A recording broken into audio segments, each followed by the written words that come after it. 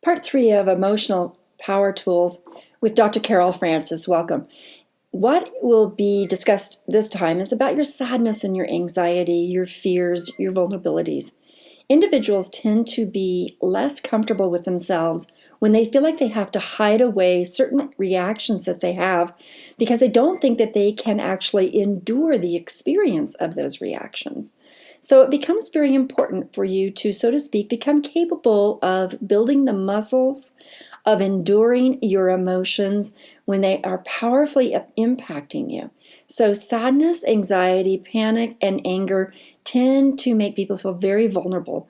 They feel like they cannot simultaneously think, reason, react well, or act well, or communicate when they are having these types of feelings.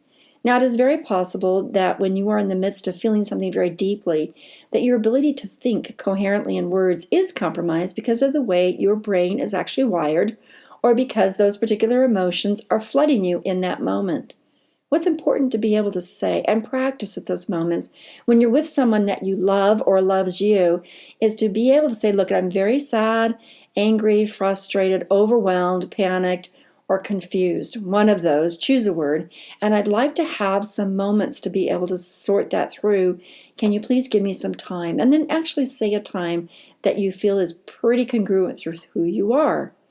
What we do find, for example, is when a child goes into a state of a temper tantrum, their anger flares up in their brain is kind of what's called a ring of fire often.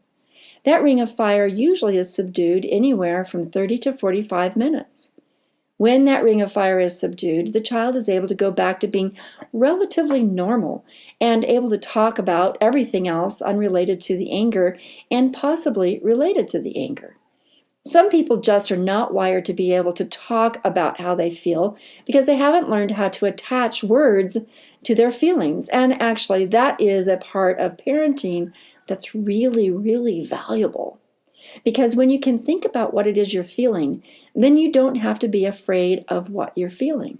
It is when people feel chaotic, confused, overwhelmed, and unable to think things through that they feel like their emotions are something to be avoided. If you feel like there's a whole part of who you are that needs to be avoided, you're not going to be comfortable with yourself. And if you feel like you need to avoid these parts of who you are, you will lose out on the power that those emotions actually give you.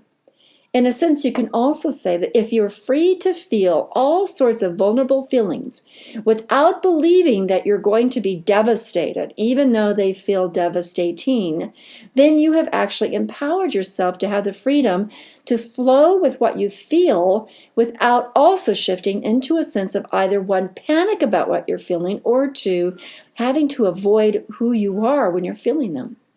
3, if you do set it up in your mind that when you're having intense feelings that you're not sure about, set up a phrase, a statement.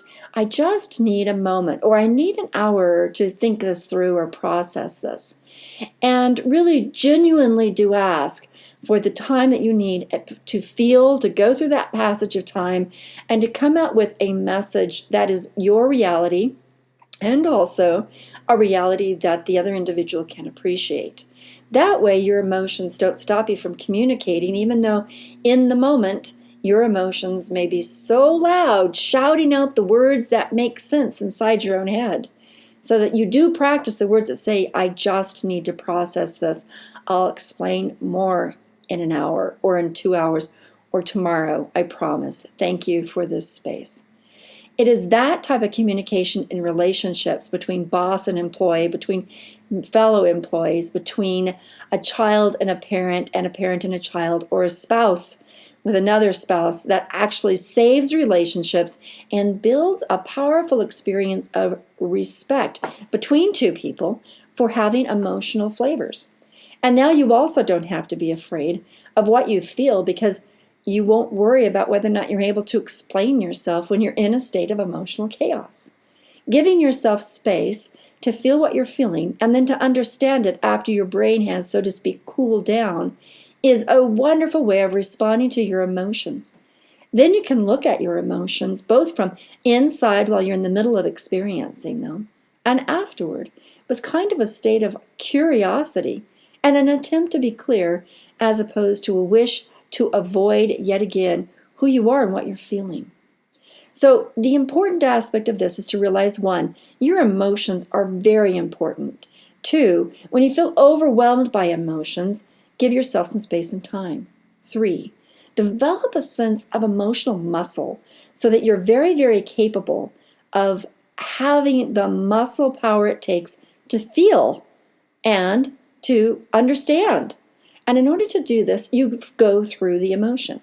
So you go through sadness and bereavement, grief. You go through it. You experience it. And one thing you'll realize is that as you go through it, into it, through it, you actually get to the other side of it in the moment. Sometimes in the initial sense of grief and bereavement, that grief and bereavement lasts a long time. Sometimes it lasts for a moment here and there because there's been something that triggered the memory or the feeling. And sometimes it masks itself in some sort of other ways. And then you can go back and realize, I felt sadness and grief, bereavement, and I wasn't even aware I was being triggered in the moment, but now it makes sense of what I did and what I said, how I retreated or where I went when I was in the midst of experiencing it. These are examples for how when you become able to feel what you genuinely are feeling, that you become muscular enough in your emotions to be able to go through it and to get to the other side. The other recognition is that you can have more than one emotion simultaneously. When someone passes away, for example, you can be very happy and relieved for them. You might even be relieved for yourself because the caregiving was so intense and complicated. And you can also be very sad for them because it was a painful passing or because they didn't want to die, or very sad for yourself because you will also miss that individual deeply, and there will be a hole in your life left from them passing on because you gave them space inside yourself out of love, connection, and attachment. Notice how I just paid attention to how bereavement is also an act of love.